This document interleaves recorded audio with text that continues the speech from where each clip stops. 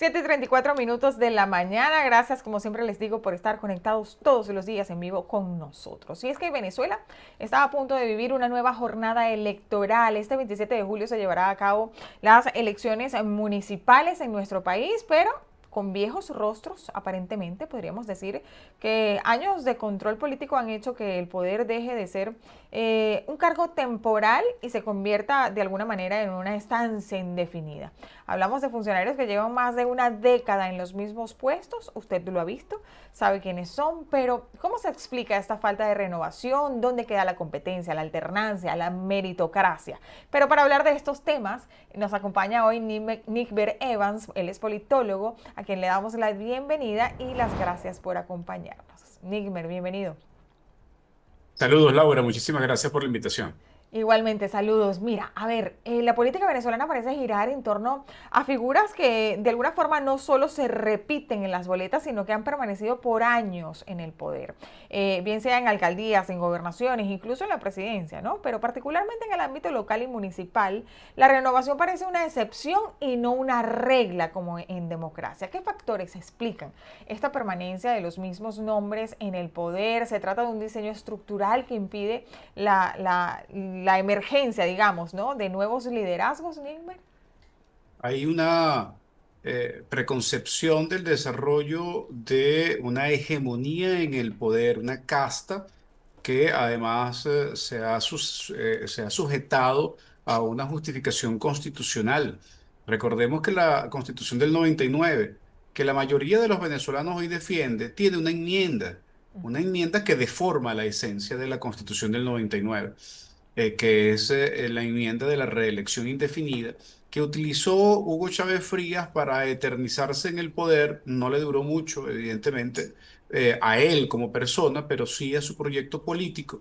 Pero para poder lograr esa eternización que logró en el año 2007, se tuvo que llevar de la mano el resto de los cargos políticos de elección popular en los términos de la reelección indefinida.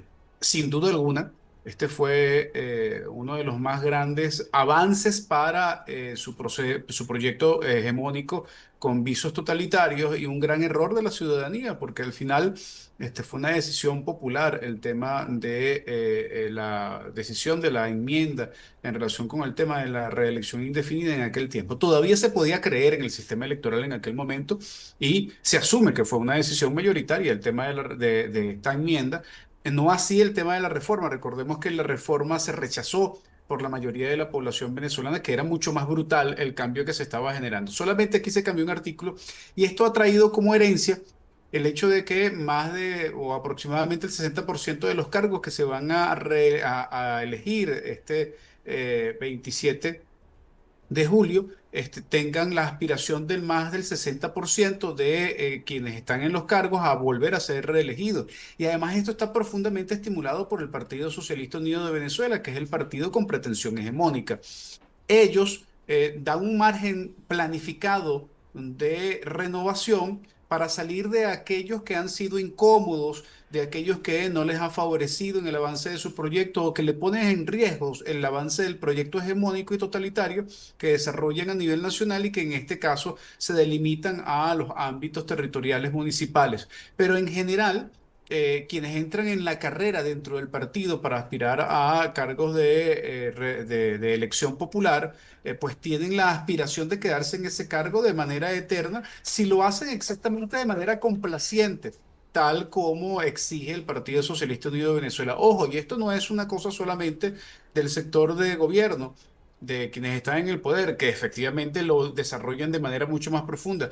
Es que también vemos casos en donde sectores de la oposición venezolana, esta herencia de la reelección indefinida también se extiende como consecuencia del temor del cambio de liderazgo, como consecuencia del hecho de que ya estando adecuados al status quo, de haberse Mm. mimetizado el status quo, sienten que cambiar quien está en el poder en este momento de manera municipal pone en riesgo la posibilidad de que esa mimetización con el status quo pueda romperse, ¿no? Claro, en varios municipios del país se ha documentado que los funcionarios con más años en el cargo gozan, como lo decías, de un control total, ¿no? Digamos, sobre los recursos, la institucionalidad y hasta el acceso a servicios básicos. Y por eso es que es este miedo que me imagino al que señalas. ¿Es posible hablar de gobiernos locales cuando en realidad lo que existe es un dominio vertical que responde a intereses nacionales o apartidistas? El proyecto de descentralización que se inició con base en la constitución anterior y que se intentó profundizar como proyecto en la constitución del 99 se ve absolutamente frustrado y cercado por varias cosas. Primero, por la pérdida de la república. Cuando hablo de la pérdida de la república, estoy hablando de la ausencia de la división de poderes, o sea, la profundización del modelo autoritario con leyes, con enmiendas y con una vocación de control absoluto de quien está en el poder, pues ha hecho que la Constitución pase a un plano totalmente distinto, de una visión no solamente descentralizada, sino de una visión federal que se establece en la Constitución del 99 y esto se haya transformado en una visión absolutamente centralista, en una visión de un interés que se presta para un interés hegemónico. No es culpa de la Constitución, es culpa de quien está en el poder.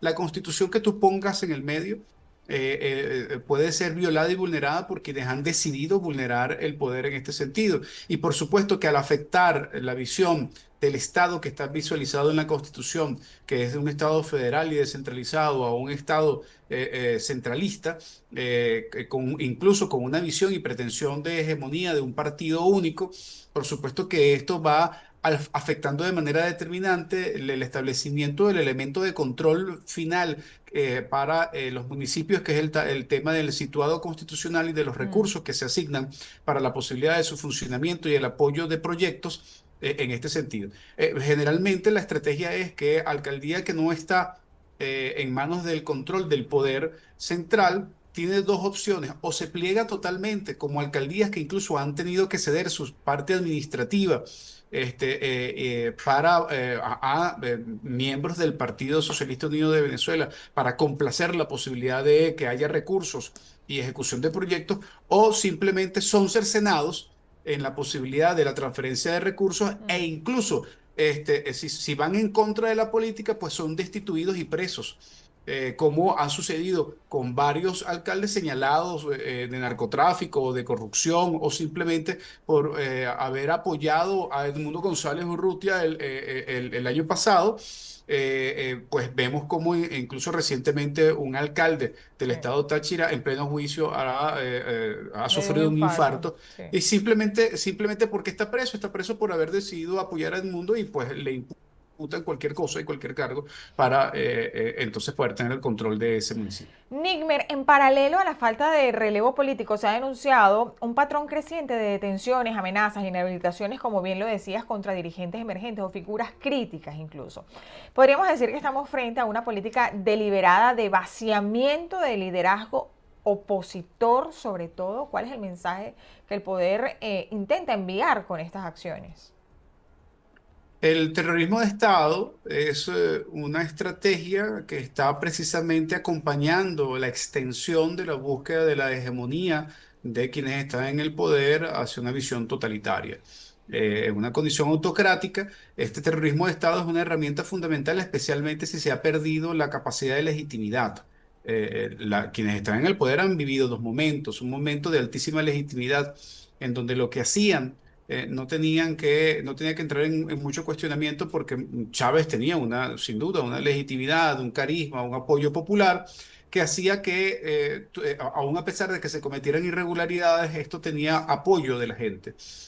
Ya la etapa de Maduro es una etapa totalmente distinta, ausente de carisma, ausente de la posibilidad de convencer a la gente de que vale la pena apoyarlo en un proyecto, sin incluso mostrar una convicción real de que tenga un proyecto más allá del hegemónico y del control absoluto. Pues la pérdida de legitimidad, por supuesto, que conduce de manera directa al hecho de que que tenga que apelar a la fuerza para el mantenimiento del sistema en el poder.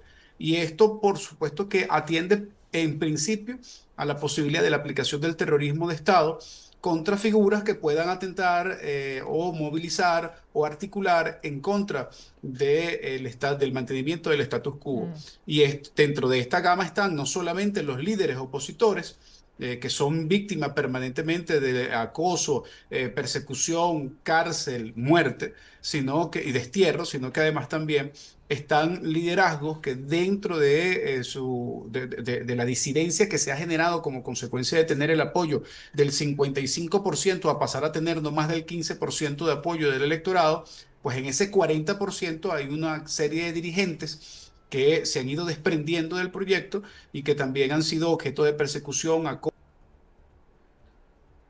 el del apoyo desde el punto de vista político, sino que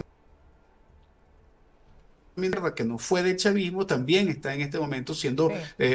o estigmatizado como un elemento peligroso para la posibilidad de la preservación de la poca cantidad de personas que lo apoyan. Necesita fundamentalmente para autoengañarse, en principio, y además también para tratar de mantener algún tipo de estética y de Mm. apariencia en relación a algunos visos de democracia porque tengan algún nivel de apoyo en algunas cosas. Nigmer, muchos ciudadanos ven las elecciones como una formalidad que ya no produce cambios reales. Vamos a cumplir un año de las elecciones presidenciales y el CNE no ha mostrado las actas, ¿no? Y eso tiene un impacto directo, obviamente, en la participación electoral, porque no hay confianza. ¿Hay alguna manera de disputar espacios aún en este contexto? Mira, hay dos visiones claras en este sentido.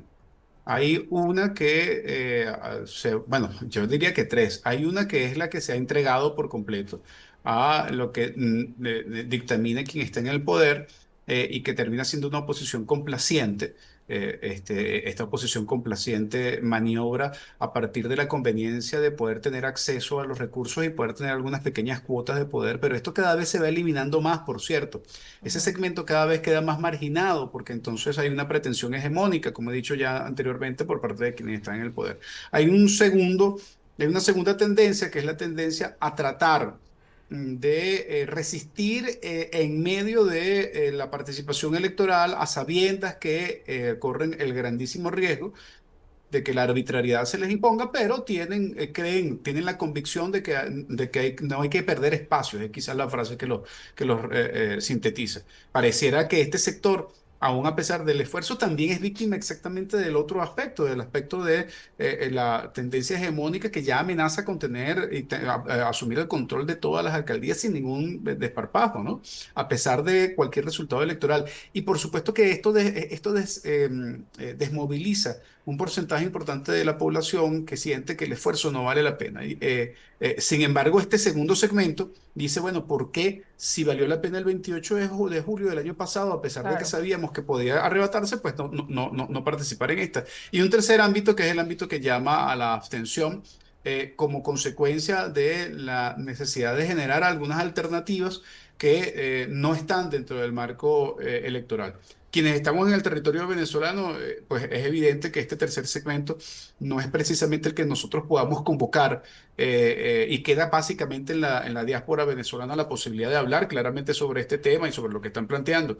La opción que queda a quienes están en el territorio es la posibilidad de ver si la proximidad del interés del gobierno local puedan movilizar un poco más la participación. Si me preguntas de manera detallada en ese aspecto, yo creo que ha habido un particular interés, a diferencia de las elecciones de gobernadores y de Asamblea Nacional, la gente muestra un mayor interés en saber el tema de las candidaturas y de Mm. evaluar si este gobierno local que le afecta directamente puede generar movilización, especialmente en municipios en donde ya hay un control de sectores, por lo menos que no son oficialmente del PSUV o que no son oficialmente del gobierno. Pero al final, la desmovilización como consecuencia del fraude electoral del 28J y que recientemente se repite el 25 de mayo, por supuesto que va y de manera determinante a afectar la posibilidad de la participación, lo que hace que además cualquier tipo de fraude que se genere por parte de quien está en el poder sea mucho más fácil que si hay una participación masiva. Eso también es lógico. Nigmer, vamos a ver qué es lo que pasa, qué se desarrolla este 27 de julio. Estaremos, por supuesto, muy pendientes. Gracias por haber estado con nosotros el día de hoy. Nos quedamos con la idea de que aún en escenarios adversos la política puede y debe además volver a ser una práctica de servicio y pues no un acto, ¿no? de propiedad. Muchísimas gracias por haber estado el día de hoy con nosotros. Gracias a ustedes y a ti, Laura. Era Nigmer Evans, él es politólogo, analista político y amigo de esta casa. Muchísimas gracias. Ustedes no se aparten porque ya venimos con más de su programa. Buenos días.